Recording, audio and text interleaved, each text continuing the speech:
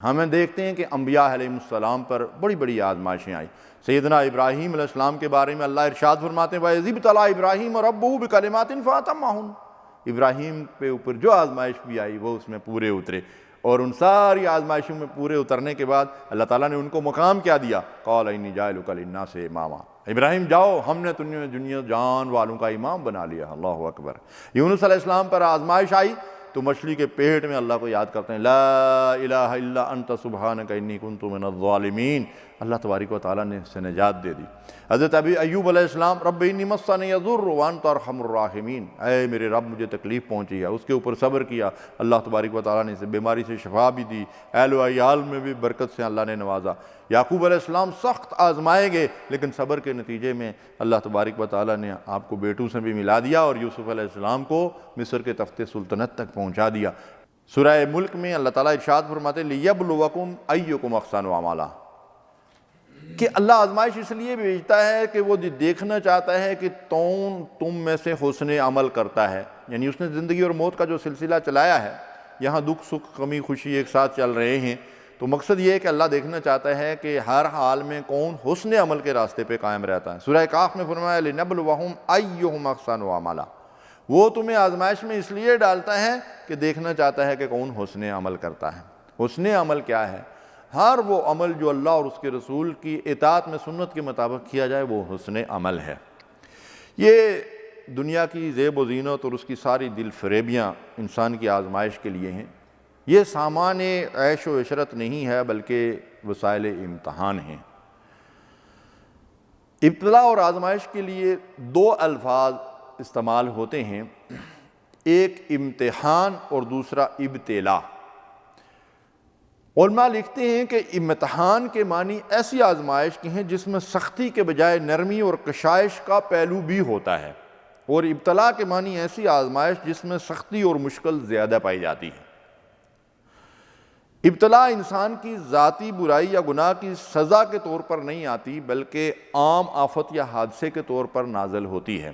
عام طور پر لوگ یہ سمجھتے ہیں کہ جب کوئی زلزلہ، کوئی طوفان، کوئی آندھی، کوئی مصیبت، کوئی موت، کوئی اس طرح کا معاملہ اگر اجتماعی طور پر بالخصوص اگر آ گیا تو لوگ سمجھتے ہیں کہ یہ ضرور لازماً ہمارے گناہوں ہی کی سزا ہے۔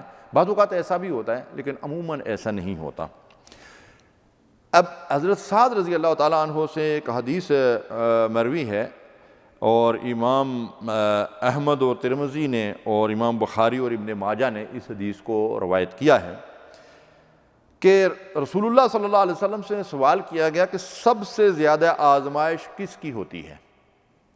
تو آپ نے فرمایا انبیاء کی، پھر جو ان کی طرح عمل کرنے والے ہوتے ہیں، پھر یعنی جو انبیاء کے طریقے پر چلنے والے ہوتے ہیں ان کے زیادہ قریب اور ان کا زیادہ اتباع اور اطاعت کرنے والے ہوتے ہیں، پھر ان کی آزمائش جو انبیاء کے بعد سب سے زیادہ ہوتی ہے، اور پھر جو ان صالحین کی طرح ہوتے ہیں، یعنی وہ جو انبیاء کے نقش قدم پر چلنے والے ہیں، پھر جو ان کے طریقے پر چلنے والے ہیں پھر ان کی آزمائش ہوتی ہے۔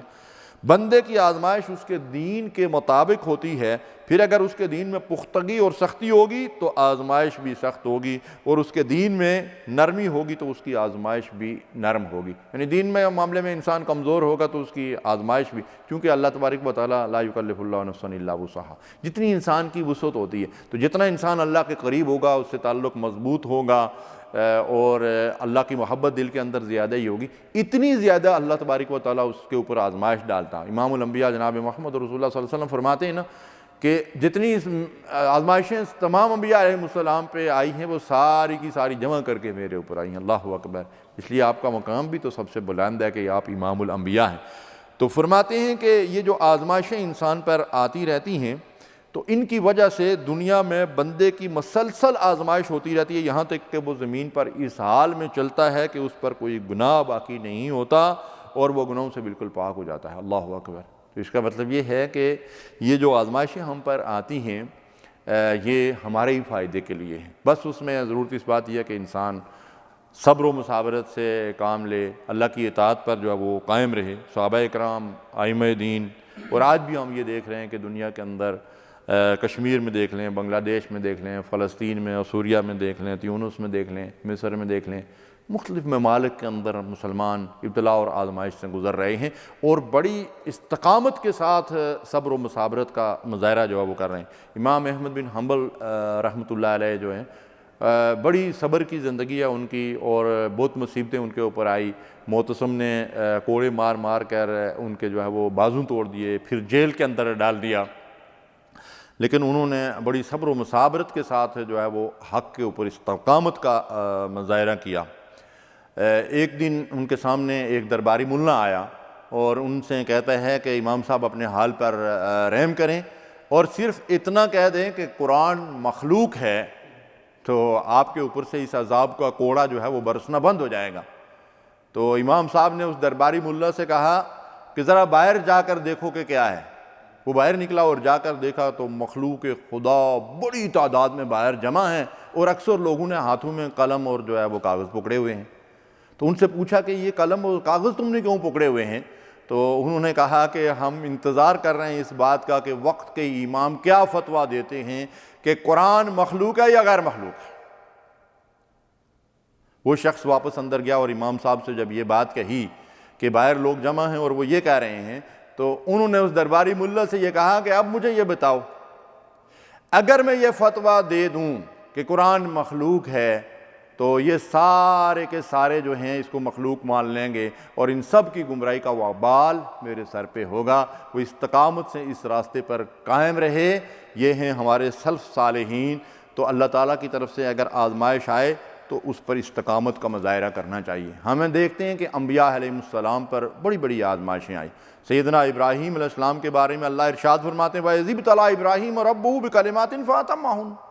ابراہیم پہ اوپر جو آزمائش بھی آئی وہ اس میں پورے اترے، اور ان ساری آزمائشوں میں پورے اترنے کے بعد اللہ تعالیٰ نے ان کو مقام کیا دیا؟ قَالَ إِنِّي جَاعِلُكَ لِلنَّاسِ إِمَامًا۔ ابراہیم جاؤ، ہم نے تمہیں دنیا جان والوں کا امام بنا لیا۔ اللہ اکبر۔ یونس علیہ السلام پر آزمائش آئی تو مچھلی کے پیٹ میں اللہ کو یاد کرتے ہیں، لا الہ الا انت سبحانک انی کنت من الظالمین۔ اللہ تبارک و تعالیٰ نے اس سے نجات دے دی۔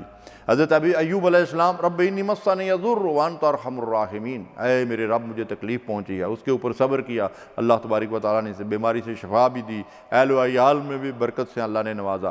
یعقوب علیہ السلام سخت آزمائے گئے لیکن صبر کے نتیجے میں اللہ تبارک و تعالیٰ نے آپ کو بیٹوں سے بھی ملا دیا اور یوسف علیہ السلام کو مصر کے تخت سلطنت تک پہنچا دیا۔